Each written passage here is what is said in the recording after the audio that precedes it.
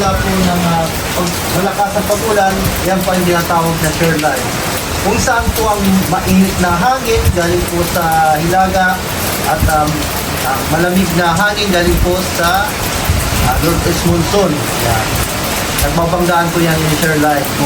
Kaya nagdadala po ng malawakang pag-ulan sa part po ng Quezon Province at Calabarzon at Oriental Mindoro at especially dito po sa Biculan at Camarines Norte. Ano?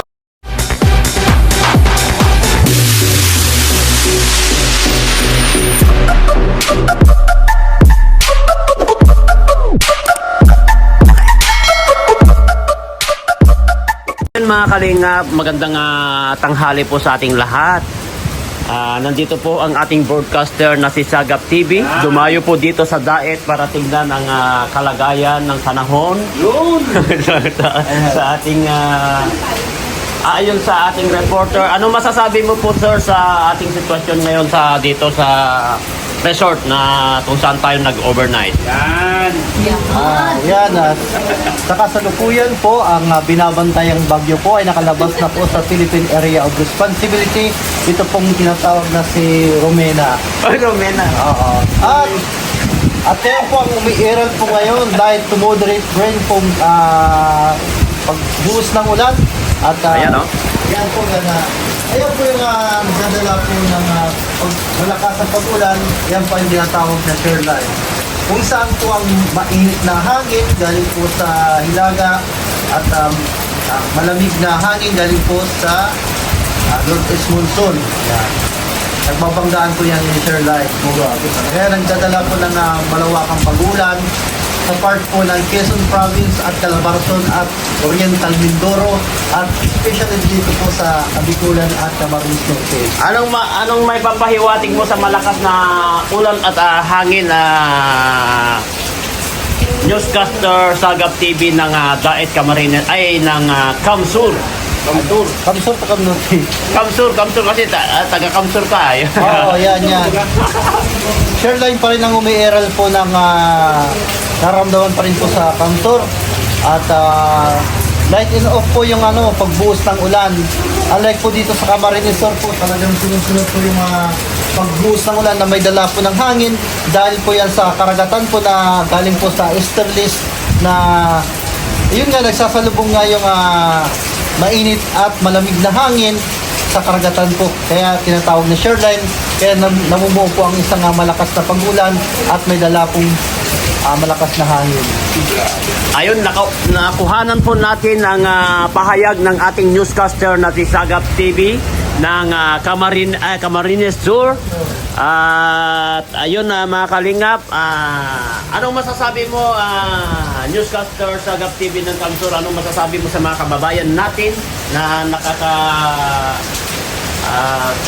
ganyan ngayon ng mga panahon ngayon dito sa Camarines Norte? Ayun po yung mga masasabi ko po sa inyo po ngayon pong panahon.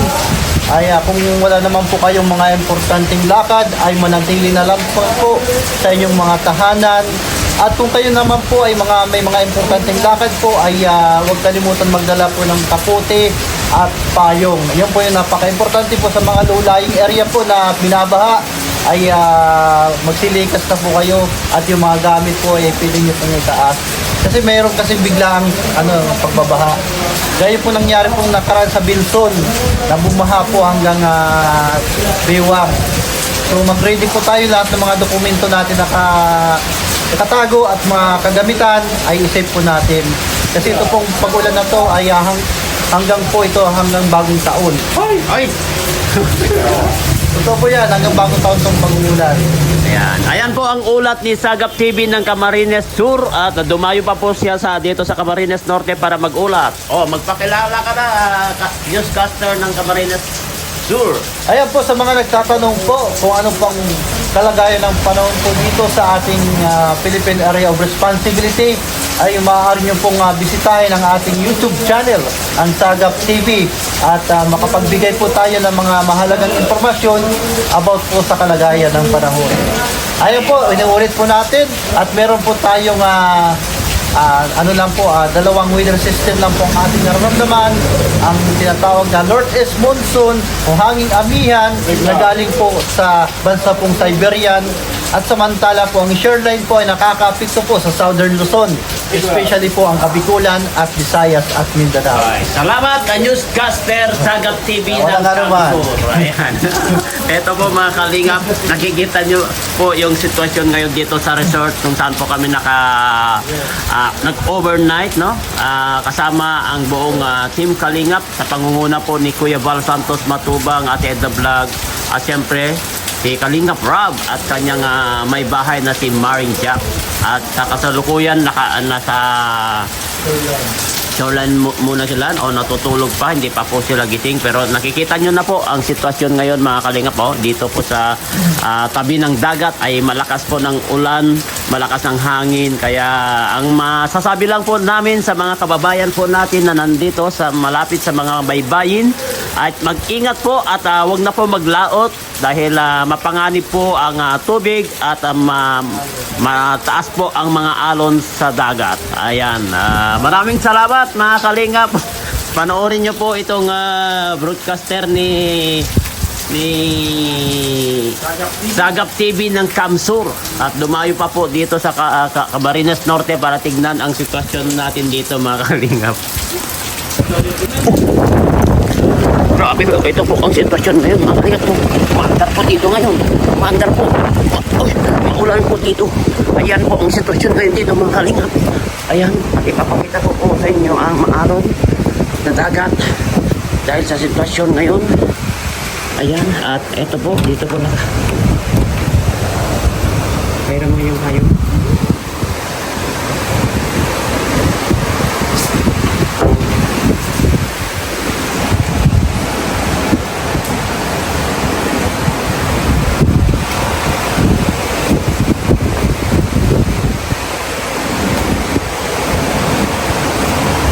Ito lang. Ayun mga Kalingap, ipapakita ko po ang sitwasyon po dito sa karagatan ngayon. Uy, malalim po. Ayan po ang sitwasyon po sa karagatan ngayon mga Kalingap. Makikita nyo po ang sitwasyon ngayon dito. At ayan, malakas po at mataas po ang alon mga Kalingap. At ito po ang sitwasyon namin ngayon dito sa Camarines Norte. Kung saan po, ito po. Ayan po, makikita yung mga sasakyan po ng mga Kalingap nakatalaga ngayon dito o naka-overnight ngayon dito sa Seashore Resort. At ito, papakita ko po kung ano po ang sitwasyon ng dagat. At ayan nga po mga Kalingap ay napanganib po ang mga paglaot ngayong panahon ngayon kasi maalon po ang dagat at matataas po ang alon. Makikita nyo po mga Kalingap ay eto, delikado po ang sitwasyon dahil malakas po ang hangin habagat. At kung makikita nyo yan, kung makikita nyo po ang sitwasyon dito ngayon mga Kalingap, mahangin po, mahangin, malakas ang hangin at medyo huminto-hinto na po ang ayan o, makikita nyo po yan.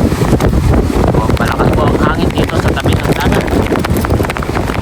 Makikita nyo ay malakas po ng hangin at alon. Ayan, at balik na po tayo dito at kung makikita nyo dito po naka-stay po yung mga Kalingap. Ayan, hanggang dun may mga swimming pool. Dito po kami ngayon at balik po tayo. Ayan, ito mga Kalingap. At ito, malakas talaga ng hangin habagat. Ayan, kung makikita niyo po ang sitwasyon.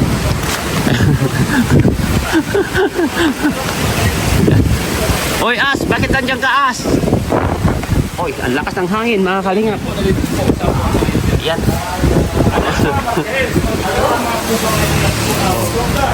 Ano, punta ka doon? Ayan po mga Kalingap. Ito po ang sitwasyon ngayon. Ito, ayan po siya nakambal. Ayan.